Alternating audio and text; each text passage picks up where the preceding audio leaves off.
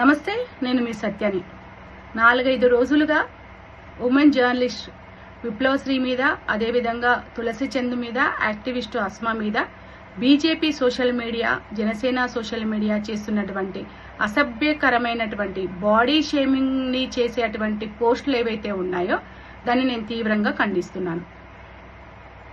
ఈ మధ్య కాలంలో యోయో ఛానల్లో నేను జనసేన పార్టీకి సంబంధించినటువంటి మిత్రుడు రామకృష్ణ ఇద్దరం కలిసి ఒక సందర్భంలో చర్చలో కూర్చున్నప్పుడు ఇదే అంశం వచ్చినప్పుడు జనసేన నాయకుడు రామకృష్ణ, మేము మహిళల పట్ల చాలా గౌరవంగా ఉంటాము, వాళ్ళని గౌరవిస్తాము, కావాలంటే సత్యక్క గారిని నాతో పాటు మా మీటింగ్కి తీసుకెళ్తా, మా నాయకులు, కార్యకర్తలు, మా సోషల్ మీడియా వారియర్స్ ఎంత బాగా మహిళల్ని గౌరవిస్తారో అక్కే స్వయంగా చూస్తుందని చెప్పేసి మాట్లాడాడు. తమ్ముడు రామకృష్ణ గారు, విప్లవశ్రీ మీద పెట్టినటువంటి పోస్టులు మీ జనసేన పార్టీ సోషల్ మీడియా వాళ్ళు పెడుతున్నాయి కావా? ఇదేనా మీ సోషల్ మీడియాకు మీరు నేర్పిస్తున్నటువంటి సంస్కృతి? ఇదేనా మీ నాయకుడు మీకు బోధిస్తున్నటువంటి సంస్కృతి? దీన్ని మీరు ఇలాగే కొనసాగిస్తారా? ఇది సరైందేనా? చాలా సీరియస్గా ఉంటుంది. మీరు ఇప్పటికైనా మీ భావజాలాన్ని మార్చుకోండి. జర్నలిస్టులుగా వివిధ అంశాల మీద కవరేజీ చేయాల్సి వస్తుంది. ప్రజల నుంచి వచ్చే ఉద్యమాలను కవరేజ్ చేయాల్సి వస్తుంది. అదేవిధంగా ప్రభుత్వాలను పొగుడుతున్నటువంటి మాటల్ని కవరేజ్ చేయాల్సి వస్తుంది. అది జర్నలిస్టులుగా. అదే సందర్భంలో వాళ్ళ వ్యక్తిగత విశ్లేషణలు కూడా చేసే హక్కు జర్నలిస్టులకి ఉంటుంది.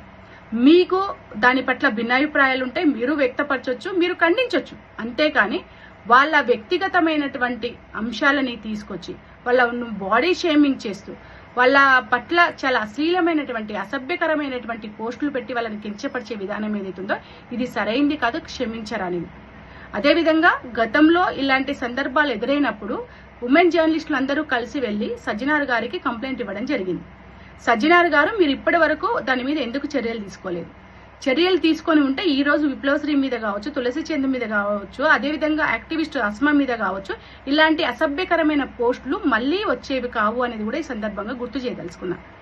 మీరు ఇలాంటి విష సంస్కృతిని కొనసాగించదలుచుకున్నారా అనేది కూడా పోలీస్ వ్యవస్థను నేను ప్రశ్నించదలుచుకున్నా.